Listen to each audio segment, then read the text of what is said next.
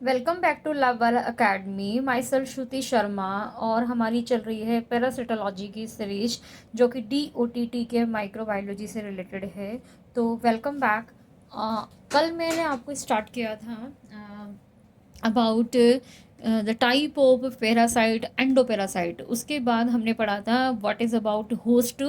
तो repeat again here कि what is host. Host just like एक हॉर्बरियस एजेंट होते हैं जो कि जहाँ पर पैरासाइट जाके उनकी बॉडी के अंदर अपना न्यूट्रिएंट डिराइव करके और उनको नुकसान पहुँचा के खुद बेनिफिट लेके उनको इन्फेक्ट कर देते हैं। तो ये होते हैं होस्ट। तो कल होस्ट में मैंने आपको दो तीन टाइप के बताए थे, जिसमें बताया था एक डेफिनेटिव होस्ट बताया था, एक इंटरमीडिएट बताया था और एक मैंने आपको बताया था पैराटोनिक होस्ट। तो ये तीन होस्ट आप मेरे लास्ट वीडियो में देखेंगे तो वहाँ मैंने डिस्कस किया है। उसके बाद जो चौथे नंबर का जो रिजर्वियर होस्ट आता है, जिसका एग्जाम्पल है टॉक्सोप्लाज्मा गोंडाई, तो पैरासाइट है। रिजर्वियर होस्ट यहाँ पे कैट है। होस्ट वो होता है जो बड़ा होता है, जिसके अंदर पैरासाइट अपना जीवन यापन पूरा करता है। जबकि गोंडाई यहाँ पे पैरासाइट है, तो गोंडाई किसके पेट में कहाँ रहता है? कैट के अंदर पाया जाता है।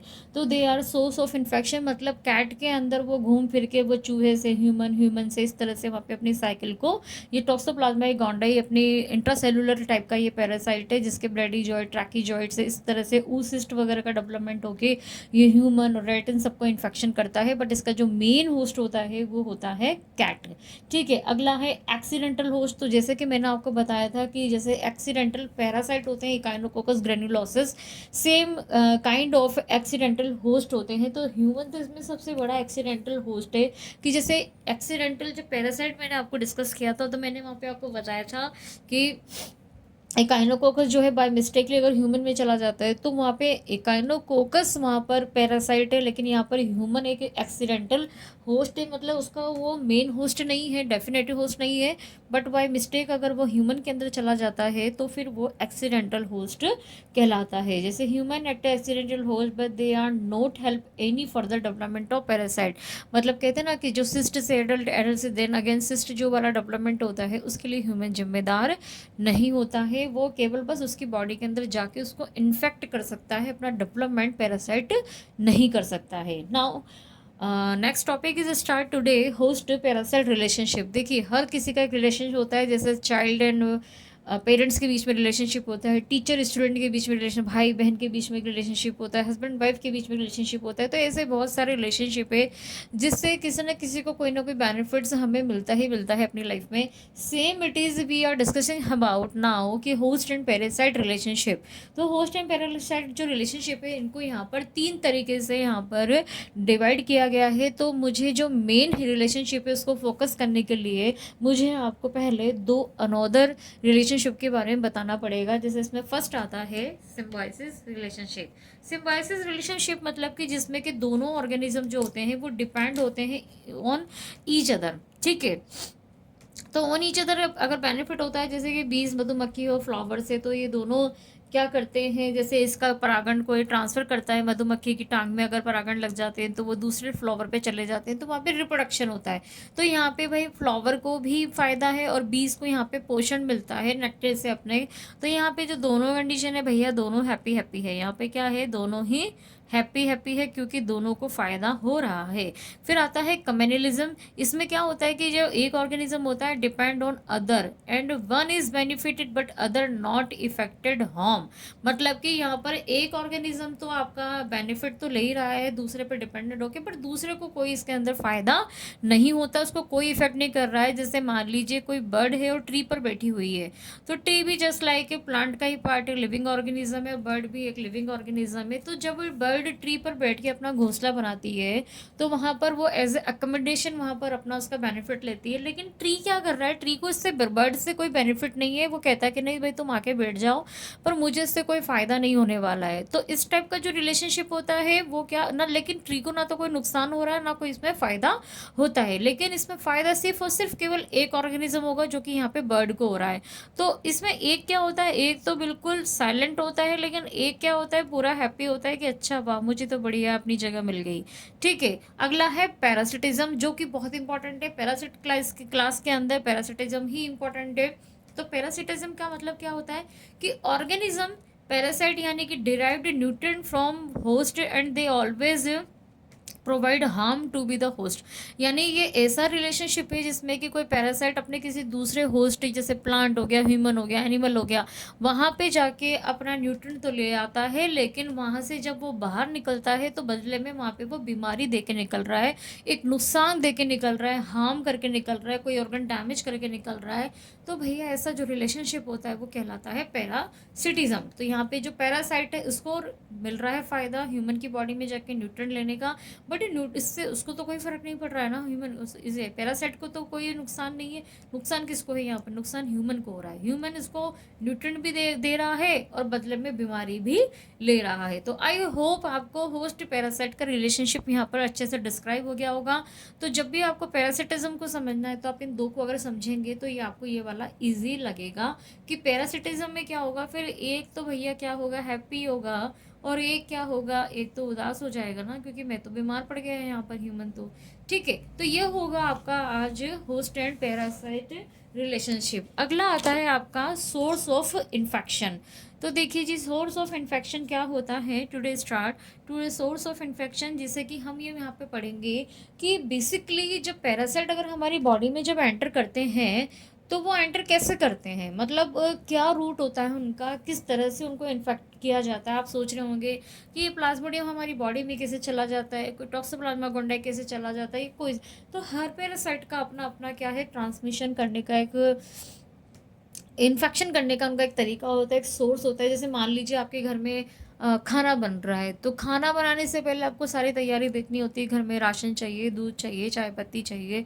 तो वो सोर्स ऑफ क्या है आपका खाना बनाने का सोर्स, आप मार्केट जाएंगे, वहाँ से सामान लेके आएंगे दिन, तभी तो आप खाना बना पाएंगे। तो ऐसे ही जब इन्फेक्शन होता है तो सोर्स मतलब कि कहाँ से आता है वो। ठीक है, तो यहाँ देखिए पहला सोर्स आपका आ रहा है contaminated water and food, water and soil, यानी कि जो सॉइल के अंदर प्रेजेंट होते हैं कौन, parasite ingested contaminated soil with embryonated egg round warm. जैसे कि क्या है, जब हेलमिंथेसिस हम पढ़ेंगे तब आपको पढ़ाएंगे तो आपको समझ में आएगा कि जो एम्ब्रियोनेटेड एग होते हैं, देखिए जो प्रोटोजोआ होते हैं ना, मैं आपको यहाँ पे एक चीज़ क्लियर कर दूँ, जो प्रोटोजोआ होते हैं उनकी मेनली सिस्ट और एक ट्रोफोजोट होता है एडल्ट। लेकिन जो हेलमिंथीज होते हैं, हेलमिंथीज भी पैरासाइट है, यहाँ पे एग भी होता है, लार्वा भी होता है और इनका एडल्ट भी होता है। तो जब भी लेग लार्वा या एडल्ट का कहीं नाम आ रहा है तो आप हेलमिंथीज समझेंगे, जो कि वॉर्म होते हैं, कीड़े होते हैं जो कि सॉइल में पाए जाते हैं। बट जो प्रोटोजोआ होता है ना, वो सिस्ट के फॉर्म में पाया जाता है, छोटी छोटी सिस्ट होती हैं जो कि वाटर के अंदर आ जाती है, कभी फूड के अंदर आ जाती है, कभी सॉइल के अंदर आ जाती है। तो यहाँ पे कुछ हमने एग्जाम्पल लिखे हुए हैं, जैसे कि राउंड वॉर्म है, penetration skin hook worm, water contaminated with egg and larva. अगर वाटर के अंदर गलती से ये एग लार्वा चले गए तो ये आपको इन्फेक्ट कर सकते हैं कंटामिनेटेड वाटर पीने से, जियार्डिया लैम्बलिया। हम जब पर्टिकुलर पैरासाइट का जब डिटेल पढ़ेंगे तब हम आपको वहाँ पे समझाएंगे। कंटामिनेटेड फूड, यानी कि कोई भी रॉ फूड या कुकड फूड है, अगर उसमें कोई पैरासाइट पड़ा हुआ है, कोई पोर्क है जैसे टीनिया होता है, तो वहाँ पे टीनिया सोलियम के जो पोर्क होते हैं, तो सिस्टिस सर्काइल लार्वा ह्यूमन के अंदर चला जाता है, देन ह्यूमन में वहाँ पे एडल्ट बनता है।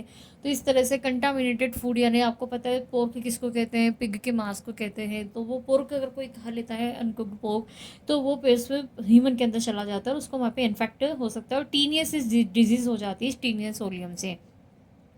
वेक्टर, अब वेक्टर जैसे कि हमको सबको पता है कि जो आपको मलेरिया होता है मच्छर के काटने से होता है। मैंने आपको चीज़ पहले भी बताई है डेफिनेटिव होस्ट के अंदर कि भाई मच्छर जो होता है ना, मच्छर के काटने से आई एग्री कि मलेरिया होता है, बट यहाँ पे मच्छर सिर्फ एक वेक्टर का काम कर रहा है।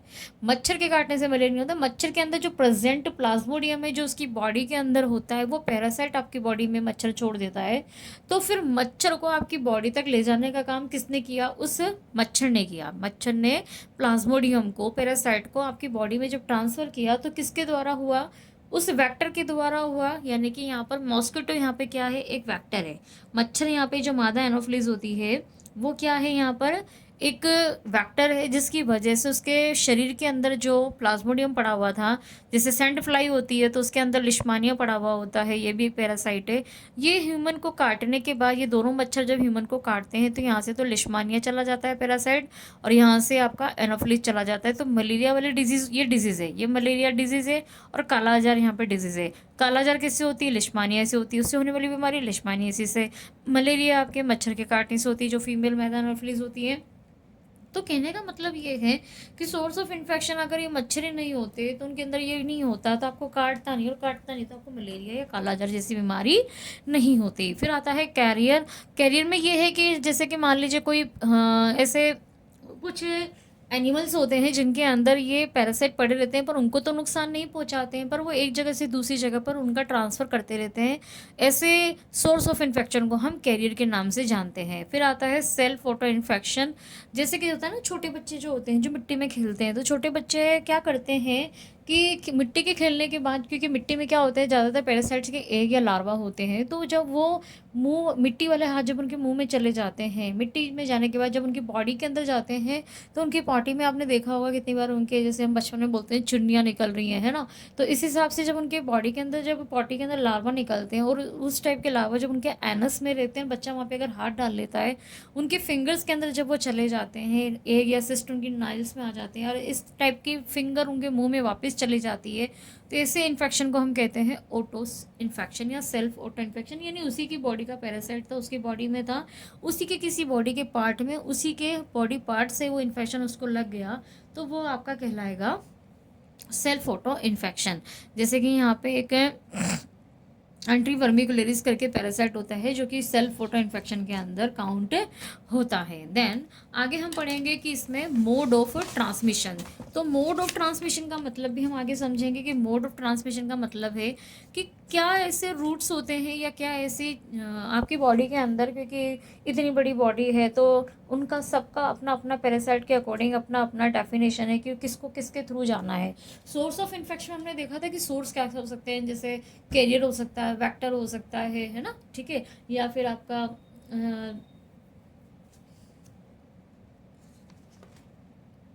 कंटामिनेटेड फूड हो सकता है, कंटामिनेटेड वाटर या सोइल हो सकता है। लेकिन अब हम पढ़ेंगे सोर्स ऑफ ट्रांसमिशन, यानी कि आपकी बॉडी से रिलेटेड है ये, कि किस तरह से ये आपकी बॉडी में किस जगह से, यानी कि हमारी बॉडी है ह्यूमन की, तो पैरासाइट हमारी बॉडी के अंदर घुसा कैसे, किस रूट से आया, वो कैसे उसका ट्रांसमिशन हुआ।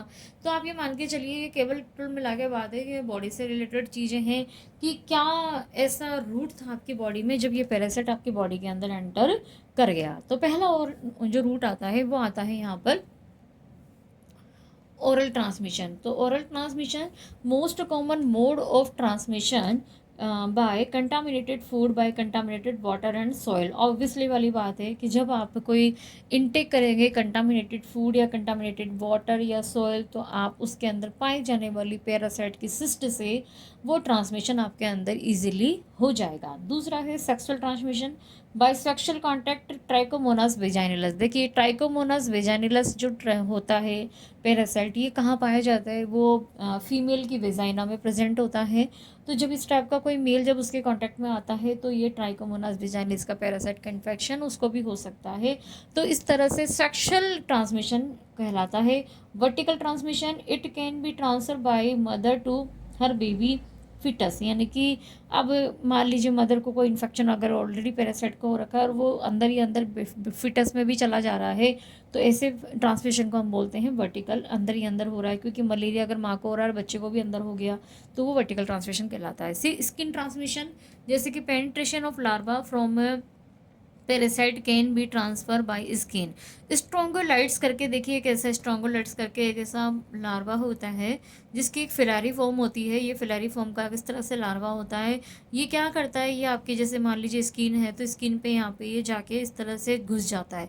तो ये जो लार्वा होता है, स्ट्रोंगोलाइट्स का जो लार्वा होता है, ये लार्वा आपके स्किन में चला जाता है। देन फिर वहाँ पे उसकी पैरासिटिक साइकिल चलती है, देन एडल्ट फीमेल बनता है, देन वो स्टूल से बाहर आता है, फिर एक नया लार्वा बनता है, देन फिर वो इन्फेक्ट करता है। तो इस तरह से उसकी लाइफ साइकिल चलती रहती है। लेकिन ये लार्वा घुसा कैसे आपकी बॉडी में, ये लार्वा आपकी स्किन से घुसा है। बाइट ऑफ वेक्टर मतलब कि किसी के काटने से, by biting of man through mosquito.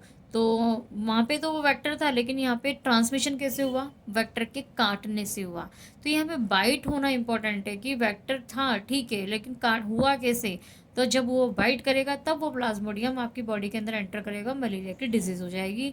Kala azar disease जो होती है वो सैंड फ्लाई वेक्टर के या सैंड फ्लाई मच्छर के काटने से वो जो आपका लिश्मानिया डोनोवेनी जो करके एक पैरासाइट होता है वो उसकी बॉडी में प्रेजेंट होता है, किसके, सैंड फ्लाई के। जब ये सैंड फ्लाई आपको रात में काटती है तो आपको कालाजार या लिश्मानियासिस बीमारी हो सकती है। फिर है ब्लड ट्रांसफ्यूजन। ये तो बहुत कॉमन है, सभी जानते हैं कि जब किसी इन्फेक्टेड पर्सन का ब्लड जब दूसरे पर्सन में चला जाता है डोनर से, जब डोनर से रिसिपिएंट को जब कोई ऐसा इन्फेक्टेड ब्लड चला जाएगा तो इजी सी बात है कि वहाँ पे मलेरिया, लिश्मानिया, ट्रेपसोना ये भी ट्रांसफ़र हो सकते हैं। ठीक है, तो ये सारे आपके कहलाते हैं ट्रांसमिशन।